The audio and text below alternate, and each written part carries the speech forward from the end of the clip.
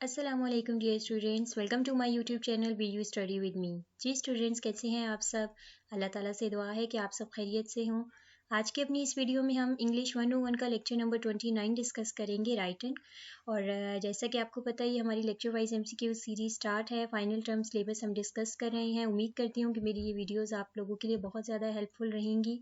Video start करने से पहले एक चीज़ मैं आपको मैं पहले भी बता चुकी हूँ और मैं अगेन आपको ये चीज़ बता दूँ कि ये वीडियोज़ आप लोगों को आप ये कहें कि 100% जो है वो रिजल्ट देंगे आपकी इंग्लिश 101 के पेपर के लिए, तो ऐसा नहीं है, ठीक है। क्योंकि मुझे लगता है कि कुछ स्टूडेंट्स जो हैं वो शायद ये कंसिडर कर रहे हैं कि जो MCQs मैं इस वीडियोज़ में आपको प्रोवाइड कर रही हूँ, इंग्लिश 101 की मैं बात कर रही हूँ, वो एज इट इज़ ही पेपर में आएंगे। तो ऐसा नहीं है, क्योंकि इंग्लिश 101 का जो आप लोगों का पेपर होता है वो ग्रामेटिकल ज़्यादा होता है और कॉन्सेप्चुअल बेस पर होता है, ठीक है। हाँ, जो आप लोगों की डेफिनेशंस हैं वो आपको एज इट इज़ MCQs में आ सकती हैं। जो आप लोगों की इंपॉर्टेंट स्टेटमेंट है वो आपको MCQs में आ सकती हैं। मीन्स आप कह सकते हैं कि 30 to 40% आपको डायरेक्ट आ सकता है पेपर, लेकिन बाकी का जो आपका 50 to 60% पेपर है वो आप लोगों के कॉन्सेप्ट के ऊपर आता है, आप लोगों के ग्रामर पे आता है, आपके टेंसेस होते हैं उसमें, मतलब डिफरेंट टाइप्स के जो है वो क्वेश्चंस होते हैं। MCQs भी डिफरेंट कॉन्सेप्ट के ऊपर होते हैं, या फिर जो डेफिनेशंस आपको दी हुई होती हैं उनके कॉन्सेप्ट उनके या मतलब उन डेफिनेशन का जो कॉन्सेप्ट होता है उस कॉन्सेप्ट की बेस पे आपको MCQs आते हैं, ठीक है। तो आप लोगों ने इंग्लिश 101 के लिए मैं इंग्लिश 101 की बात कर रही हूँ, क्योंकि इसके अलावा भी मैं और सीरीज़ भी प्रोवाइड कर रही हूँ, बट इंशाल्लाह वो तो मैं उस वीडियो में ही उनके हिसाब से आप लोगों को गाइड करूँगी। इस वीडियो में इंग्लिश 101 के हिसाब से मैं आपको गाइड कर रही हूँ। तो आप लोग जितना ज़्यादा हो इंग्लिश 101 के लिए मटेरियल जहाँ जहाँ से आपको मिलता है आप लोग उसको जो है वो प्रिपेयर कीजिए। पास्ट पेपर्स तैयार करें, क्विज़ेस तैयार करें, इसके अलावा शॉर्ट लेक्चर्स आप लोग लाजमी लीजिए। ये वीडियोस भी आप लोग तैयार करें, तो इंशाल्लाह बहुत इजी वे में आप लोग अपना इंग्लिश 101 का पेपर जो है वो क्लियर कर लेंगे। और ये वीडियोस भी इंशाल्लाह आपको बहुत हेल्प करेंगी। चलते हैं अपनी वीडियो की तरफ। Dash shows the relationship between nouns and pronouns and their verbs and between nouns and their corresponding pronouns, ठीक है। एग्रीमेंट, इसे कहते हैं एग्रीमेंट। यानी एग्रीमेंट क्या है, क्या शो करता है, रिलेशनशिप किसके दरमियान, नाउन एंड प्रोनाउन के दरमियान, ठीक है। एंड देयर वर्ब्स, और उनके वर्ब्स के दरमियान। ये मैं इसको बोल्ड कर देती हूँ ताकि आप लोगों को पता हो कि ये मेन इसमें जो है वो याद रखना है। लेकिन ये एज इट इज़ ही MCQs पास्ट क्विजेज में भी आया हुआ है। And their verbs and between nouns and their corresponding pronouns, ठीक है। इसे हम कहते हैं agreement. Agreement specifies a singular noun pronoun uses a singular verb, a plural noun pronoun takes a plural verb, ठीक है। अब एग्रीमेंट में क्या होता है, सिंगुलर नाउन प्रोनाउन के लिए सिंगुलर वर्ब यूज होता है और प्लूरल नाउन प्रोनाउन के लिए प्लूरल वर्ब यूज होता है। ये आप लोगों ने याद रखना है, MCQs में आ सकता है। A singular pronoun refer to a singular noun and plural pronoun refers to a plural noun.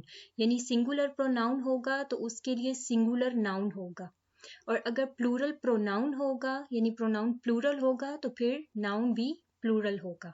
ये आप लोगों ने इंपॉर्टेंट MCQs हैं, याद रखने हैं आपने, ठीक है। A pronoun must dash in number with the word it refers to, sometimes called pronouns antecedent. A pronoun must agree in number with the word it refers to. अब ये आपको मैं आगे इससे एग्जाम्पल से ये चीज़ समझाती हूँ, ठीक है। आप लोगों को इंशाल्लाह समझ आ जाएगी। देखिए एग्जाम्पल है, the students have spend many hours studying for their examination, ठीक है। अब यहाँ पे वर्ड क्या यूज़ हो रहा है, स्टूडेंट्स। यहाँ पे आगे हमने देखिए ऐसे नहीं कहा स्टडी फॉर स्टूडेंट्स एग्जामिनेशन, ठीक है। यानी कि ये हो गया the students have spend many hours studying, यानी स्टूडेंट्स ने बहुत सारे जो वक्त है वो स्टडी में गुजारा। किस के लिए, फॉर देयर एग्जामिनेशन, अपने एग्जामिनेशन के लिए। तो यहाँ पे जो देयर है वो किसके लिए यूज हो रहा है, स्टूडेंट्स के लिए। यानी स्टूडेंट्स के लिए क्या यूज हो रहा है यहाँ पे, देयर। तो फिर इन द गिवन सेंटेंस जो स्टूडेंट है ये क्या है, एंटीसीडेंट है, ठीक है। यानी कि यहाँ पे ये देयर किस चीज़ को, किस रेफरेंस के लिए यूज़ हो रहा है, किसको रिप्रेजेंट करने के लिए यूज़ हो रहा है, स्टूडेंट को। तो स्टूडेंट क्या होंगे, एंटीसीडेंट होंगे, अब आपने ये याद रखना है, उम्मीद करती हूँ आपको समझ आ गई होगी। पेपर में अब आपको कोई भी स्टेटमेंट आए और उसमें पूछा जाए कि ये वर्ड क्या है या किस तरह से, मतलब उसमें कुछ भी वो एमसीक्यूज बना के दें, तो आपको समझ, मतलब आप लोगों को पता होना चाहिए कि एंटीसीडेंट क्या होता है, किस तरीके से आप उस वर्ड को जो है वो वेरीफाई कर सकते हैं, मतलब आपको सेलेक्ट करना आना चाहिए, मेन चीज़ ये है। तो मैं दोबारा बता देती हूँ कि यहाँ पे जो देयर है, एंटीसीडेंट देयर का क्या है, यानी कि एंटीसीडेंट ऑफ देयर, देयर का एंटीसीडेंट क्या है, स्टूडेंट, क्योंकि देयर किसके लिए यूज हो रहा है, स्टूडेंट के लिए। नेक्स्ट चलते हैं, the book Yusuf lend me is missing its cover. अब यहाँ पे देखिए कि ये बुक क्या है, सिंगुलर है, तो इसीलिए इसके लिए यहाँ पे इट यूज हो रहा है, और इट क्या है, सिंगुलर है, तो यानी कि प्रोनाउन भी सिंगुलर है, तो उसके लिए बुक भी प्रोनाउन वो सॉरी उसका जो रिप्रेजेंट कर रहा है उसको, वो भी सिंगुलर है। नेक्स्ट चलते हैं, in which of the following is a list of indefinite pronouns which are always. Short lectures आप लोग लाजमी ले लीजिएगा, क्योंकि मैं जस्ट आपको ब्रीफ करती हूँ, मजीद आपके अच्छे कॉन्सेप्ट जो हैं वो लेक्चर से ही कंप्लीट हो सकते हैं। मेरा मेन मकसद है मैं आपको ईजी वे में एमसीक्यूज प्रोवाइड कर सकूँ। नेक्स्ट चलते हैं, in which of the following is a list of indefinite pronouns. अब ये मैंने यहाँ पे फुल लिस्ट दे दी है, आप लोगों ने इसको यहीं से ही याद कर लेना है, ठीक है। ये इनडेफिनिट प्रोनाउंस हैं जो हमेशा क्या होते हैं, सिंगुलर होते हैं, यानी कि ये इन वर्ड से, ये जितने भी वर्ड्स हैं, इन वर्ड से जो भी सेंटेंस स्टार्ट होगा, आप लोग समझ जाइएगा कि ये सिंगुलर है, तो उसके लिए आप फिर वर्ब भी सिंगुलर ही सेलेक्ट करेंगे, ठीक है। नेक्स्ट चलते हैं, लिस्ट आप लोग खुद नेम देख लीजिएगा। Choose the correct pronoun from the words given in brackets. Each of the actresses, actress जो होती हैं, ठीक है, हु ऑडिशन बिलीव्स। अब यहाँ पे देखिए ईच का वर्ड है। अब ये जो मैंने ऊपर आपको, मैं 1 मिनट इसको लेके जाती हूँ ताकि आप लोगों को थोड़ा सा मैं क्लियर कर सकूँ। ये देखिए, ये फर्स्ट वर्ड देख रही हैं, ईच, ठीक है। तो यहाँ पर ईच क्या है, यानी कि ये क्या है, इंडेफिनिट प्रोनाउन है जो हमेशा सिंगुलर होते हैं।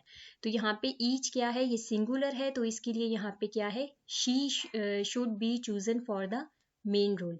उम्मीद है आपको समझ आ गई होगी। ये देखिए निदर क्या है, ये भी वो प्रोनाउन है जो सिंगुलर होता है।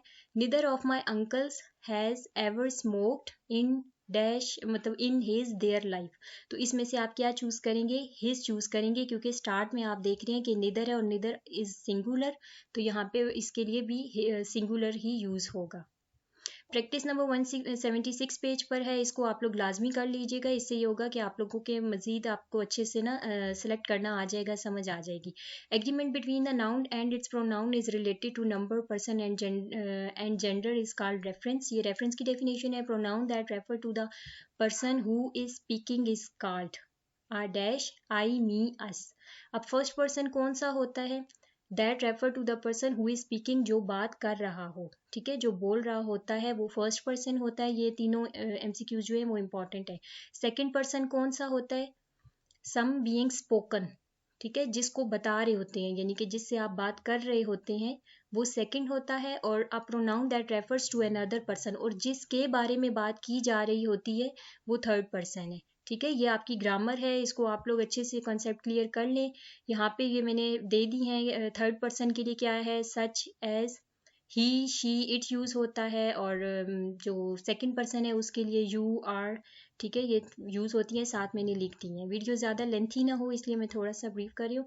नेक्स्ट चलते हैं, अब ये यहाँ पे कुछ चीज़ें हैं सिंगुलर में, first person, second person, third person, ठीक है। फर्स्ट पर्सन सिंगुलर होगा तो फिर फर्स्ट पर्सन के लिए क्या चीज़ यूज होती है, आई मी माइन, और सेकंड पर्सन के लिए यू योर, और थर्ड पर्सन के लिए he him his she her it its, ठीक हो गया। और अगर प्लूरल होगा तो फिर क्या है, we us are, you your, और दे देम। ये आप लोग टेबल देख लीजिएगा, इससे भी आपको अच्छे से जो है वो समझ आ जाएगी, तो आप लोग एमसीक्यूज आराम से सिलेक्ट कर लेंगे। नेक्स्ट है, fill in the blanks word such as everyone, ठीक है। यहाँ मैंने सॉरी इनको बोल्ड नहीं किया, बोल्ड होंगे तो आपको अच्छे से पता चल जाएगा कि कौन से वर्ड्स हैं जी। Word such as each, everyone and something are dash pronoun, singular pronoun. Word such, easy see fill in the blanks है, आप लोग देख लें। Word such I, you and they are dash pronouns, ठीक है, ये पर्सनल प्रोनाउंस हैं. A dash person pronoun is one that refers to person being spoken, ये सेकंड पर्सन है, अभी हमने ऊपर देखी है. A pronoun may B singular even if its antecedent is plural, ये ट्रू फॉल्स में आपको आ सकता है, तो ये जो स्टेटमेंट है ये फॉल्स है, ठीक है. A writer should not needlessly change from the first person to the second person, ये भी स्टेटमेंट ट्रू है. जी स्टूडेंट्स, उम्मीद करती हूँ वीडियो आपको पसंद आई होगी. प्लीज़ मेरे चैनल को सब्सक्राइब कर दीजिए, वीडियो को लाइक भी कर दीजिए. मिलते हैं नेक्स्ट वीडियो में. अल्लाह हाफिज़.